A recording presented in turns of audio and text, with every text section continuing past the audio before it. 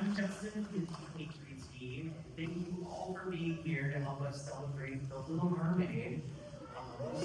I know we had this team earlier today, and it's so great to see all this sea of aquas here. I think it's really cool.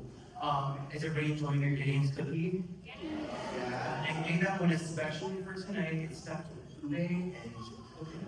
But you're not here to see me today. We have a really great lineup of some really fun people that you're hear from before we have the film rolling. But I think the most important is the person who is all here today. So please welcome the voice of Ariel, Disney legend, Jodi Benson.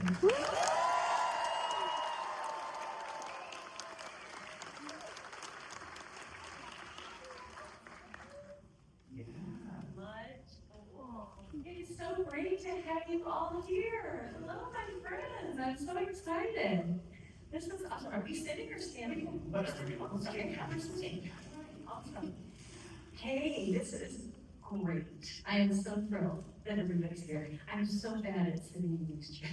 I always fall over. At least we're not too close to the end. That's right. Well, thank you all so much for coming out and enjoying this evening with us. And I love all the Disney bounding. This is awesome. It's all incredible. How many friends were here this afternoon with us at Living Seeds? Oh, yeah. Look at the top deck. Come on, top deck. That's very Those are great seats out there, right? What? That was very much your style. Awesome. Well, we're really excited to be here with Jodi. Jodi, I mean, we're here celebrating the Little Mermaid and musical adventure opening at Disney's Hollywood Studios after the original Voyage of the Little Mermaid ran for something like 30 years. Yeah, 1992 till 2020, right? Isn't that something? And so, I mean, back then, you started with Ariel long before that, 1986. Yeah. I think my hire date was 86 and my work date was 87.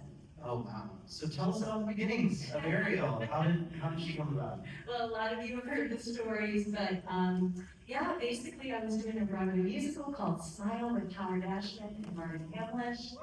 And yeah, 10 people saw it. I love that.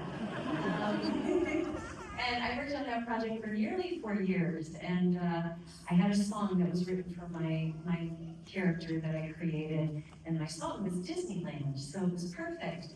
And we really thought that we had a job. We really did. We thought the show was going to run a little bit.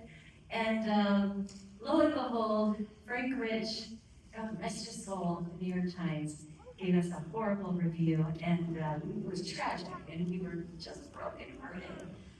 In the meantime, Howard Ashman was already working with Disney on The Little Mermaid with feature animation. And he just felt really horrible that we all just lost our jobs. All the executives from Disney had come to see our Broadway show, into our dressing room. They loved the song of Disneyland. And Howard felt bad, so he invited a handful of us girls to audition for Ariel. And I'd never been behind a mic, I didn't know what voiceover was. And I say this all the time, and it's true, it was something to do on the way to the unemployment office. They just gave me something to do that day, and I'm grateful. So I went to this audition with an old-fashioned reel-to-reel, push press, play, record at the same time. And I had a cassette tape. We were given a cassette tape of Howard singing Part of Your World. Went to the ladies' room, made sure nobody was in the stalls, and started talking to the mirror to myself to figure out what would a 16-year-old sound like. Came up with something, went back in, laid down the song and some dialogue, and a whole year went by. I just forgot, just kept working and auditioning and getting on stage and doing my thing. And my agent paged me on pager, and I had a roll of quarters for payphones, all of these things that none of you know. And yeah, so I called her, and she said, "I've got a job for you. You booked it. You are Ariel." And I just said, "What is an Ariel? What is an Ariel?" And yeah, so I started flying back and forth between New York and LA, but we were going to remain anonymous, which was Walt's way with voice animation. And you would only know who we were if you would freeze frame your little VHS and figure out who played who. But we were going to remain anonymous, no press, no publicity, no reveal. Until September, before the movie came out in November, decided to send me on a press tour, 22 cities in 20 days.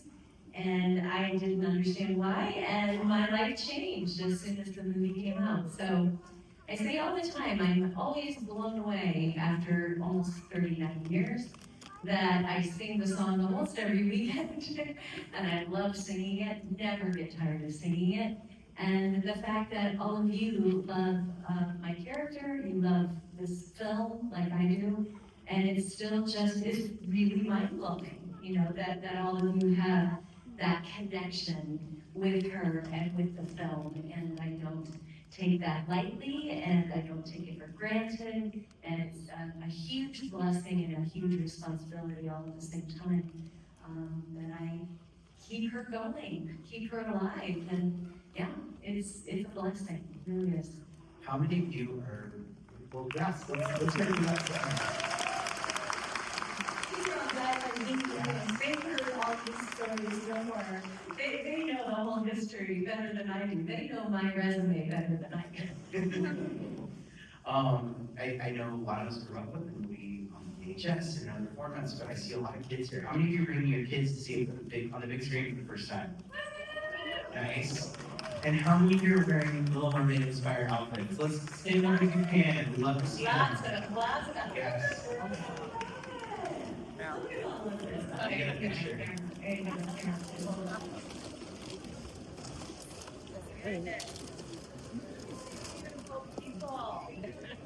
Oh yeah, work the back of the shirt. Come on, man. Oh my gosh, this is awesome. I gotta go live. We gotta go live, Jess. We gotta go live. Everybody, look at you. Oh, amazing. So cool. So cool. I mean, what an impact.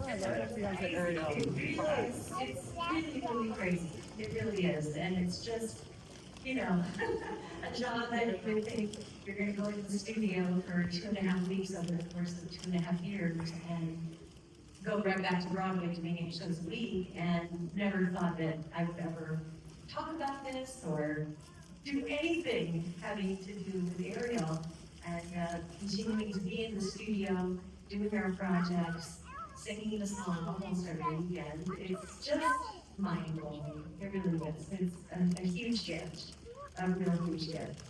So cool. Well, over those years, you've gotten to visit her a few times and had some other really fun characters. But over the years, has there been anybody that you've gotten to work with on the film that you remain friends with? Yeah. Well, we've lost a lot of our cast members, and which is, you know, really, really heartbreaking. But I'm really good friends with Glenn Keane and Mark Henn, both of my animators, and they're just. He even did the concept art that you're all. That's right. Yes. That's right. So Glenn and his family, Mark and his family, were wonderful friends.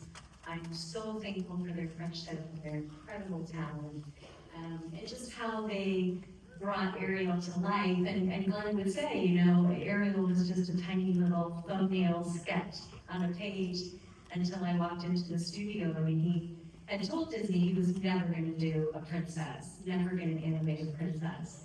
And as soon as he found out that I was cast and he read this story and saw this script, he's like, I have to do Ariel. And he was in that recording studio with a Walkman, you know, recording me and sketching and just really bringing her to life. And he'll say, Ariel was never born until you walked into the studio the first day.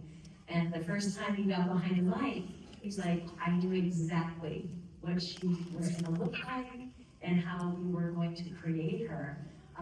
So it's a real team effort.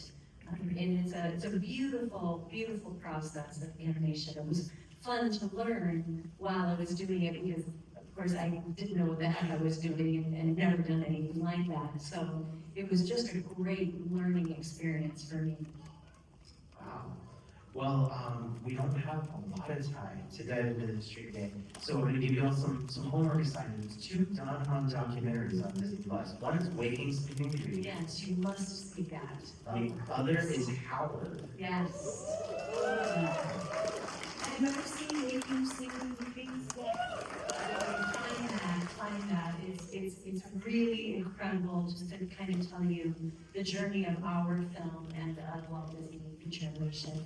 And then of course the Howard documentary is just breathtaking. You know, his brilliance. And my goal and my honor is every time I sing the song is to pay tribute to him and to keep his legacy alive. That's really what's important to me.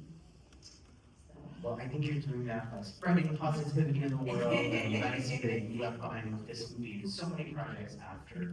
Thanks, Justin. We are the fan club here. I know earlier we got to chat a little bit about, you know, fans and how much they gave you over the years. Do you have a favorite fan interaction or All of my fan interactions are amazing. I love to hear everyone's story. I love to know what feelings and emotions they had the first time they saw the film, and when I sing the song and what that brings up in them. And it's a trigger for memory, you know. Where were you the first time you saw the film? What were you wearing? What did your bedroom look like? Who in your family saw the film with you? Who did you play with in the pool when you played Ariel?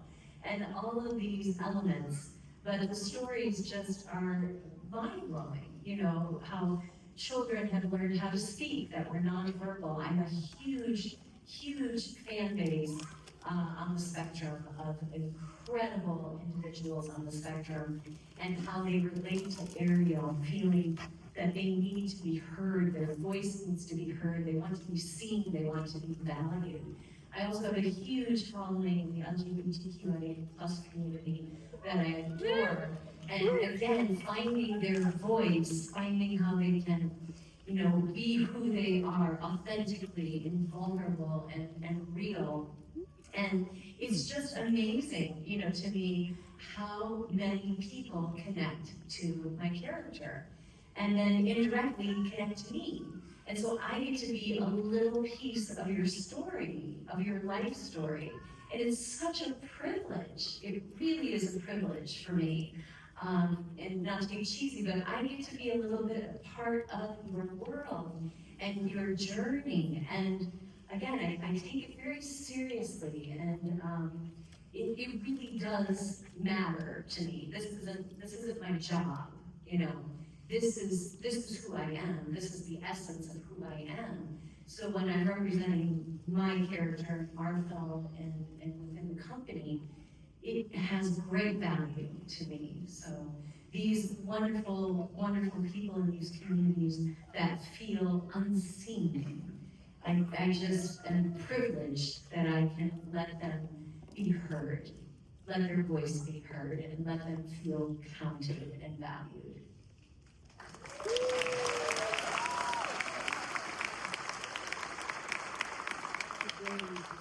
So besides in our hearts, the Little Mermaid is lived on in Disney theme parks all over the world. Yeah. Paris to Tokyo to the cruise ships, to your favorite Little Mermaid thing that has been in the parks over the years.